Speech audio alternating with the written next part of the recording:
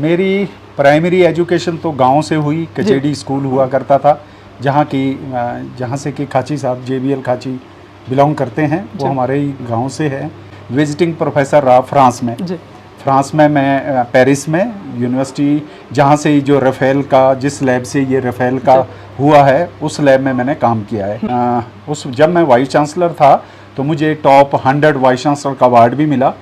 देखिए, स्टैनफोर्ड की एक रिपोर्ट आई थी, उसमें भी आप शीर्ष वैज्ञानिकों की सूची में शामिल थे कि ये खोज गवर्नमेंट के लिए कैसे उपयोगी सिद्ध हो सकती है, क्योंकि बार बार हम रिसोर्स मोबिलाइजेशन की बात करते हैं, और जब हम रिसोर्स मोबिलाइजेशन की बात करते हैं तो HPU की भी बात होती है कि इस बार बजट घट गया, अगली बार बजट को कैसे बढ़ाया जा सकता है। इस संदर्भ में सरकार को क्या सुझाव देंगे, और आपके पास HPU के लिए क्या खाका है जो HPU की तस्वीर बदल सकता है? चुनौती है, क्योंकि विश्वविद्यालय पिछले काफ़ी समय से स्ट्रगल कर रहा है, तो मैं तो बोलना कम चाहूँगा, प्रैक्टिकली वो दिखेगा आपको। जी, हिमाचल प्रदेश में कांग्रेस सरकार को बने हुए लगभग 3 साल का समय होने ही वाला है। ऐसे में हिमाचल प्रदेश विश्वविद्यालय का इंतजार भी खत्म हुआ है। आज हिमाचल प्रदेश विश्वविद्यालय को स्थायी वाइस चांसलर मिले हैं, और उनका नाम है प्रोफेसर महावीर। आज हम आपको ये भी बताएंगे कि आखिर प्रोफेसर महावीर कौन है। आपने नाम भी सुना होगा, खुद इस समय हमारे साथ हैं। आपको बधाई और शुभकामनाएं। धन्यवाद। अपने बारे में कुछ बताएं। हिमाचल प्रदेश के एक ग्रामीण इलाके से आप आते हैं, आपकी प्रारंभिक शिक्षा कहाँ से हुई, कहाँ से करियर की शुरुआत की? मेरी प्राइमरी एजुकेशन तो गांव से हुई। कचेड़ी स्कूल हुआ करता था, जहाँ से कि खाची साहब JBL खाची बिलोंग करते हैं, वो हमारे ही गांव से है।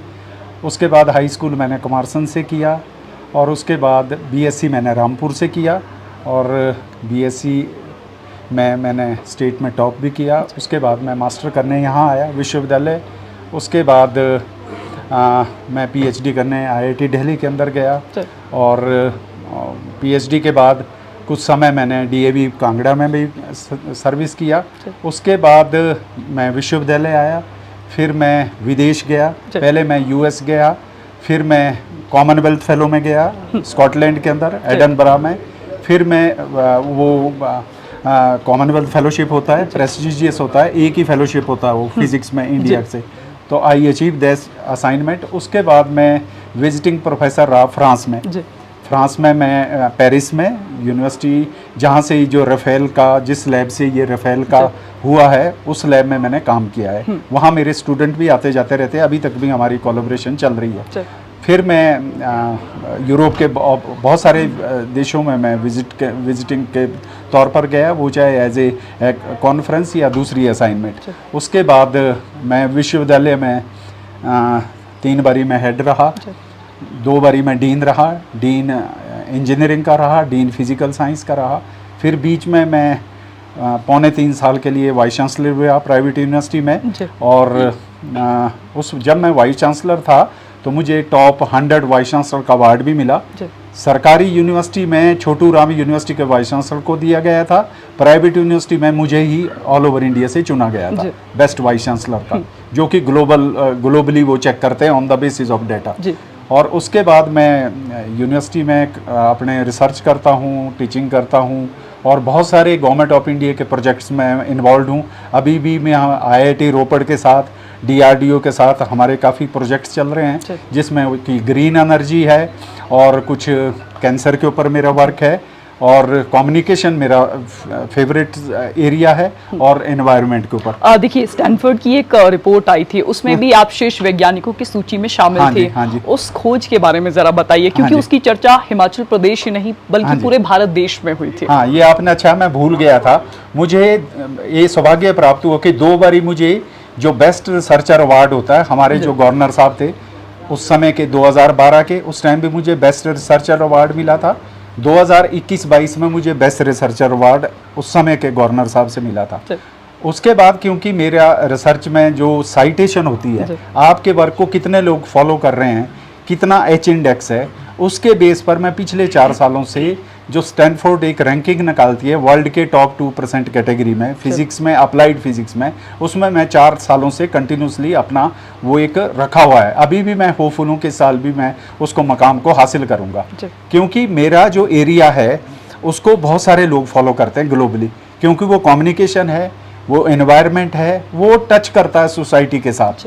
मतलब मेरी रिसर्च ऐसी नहीं है कि जिसका पता नहीं हो। अब जैसे कैंसर की प्रॉब्लम है, इस समाज का बहुत इंपॉर्टेंट एरिया मेडिकल साइंस का, या कम्युनिकेशन है, या एनवायरनमेंट है, या ग्रीन एनर्जी है, जो इलेक्ट्रिकल व्हीकल, इसके ऊपर भी हम काम कर रहे हैं। आपकी ये खोज गवर्नमेंट के लिए कैसे उपयोगी सिद्ध हो सकती है? क्योंकि बार बार हम रिसोर्स मोबिलाइजेशन की बात करते हैं, और जब हम रिसोर्स मोबिलाइजेशन की बात करते हैं तो एचपीयू की भी बात होती है कि इस बार बजट कट गया, अगली बार बजट को कैसे बढ़ाया जा सकता है। इस संदर्भ में सरकार को क्या सुझाव देंगे, और आपके पास एचपीयू के लिए क्या खाका है जो एचपीयू की तस्वीर बदल सकता है? नहीं, सरकार को तो हमने क्या सुझाव, सरकार में तो जो मुख्यमंत्री जी वो ऑलरेडी विजन के साथ चल रहे हैं, और हमारे जो चांसलर साहब है, गवर्नर साहब, उनका भी एक विजन है।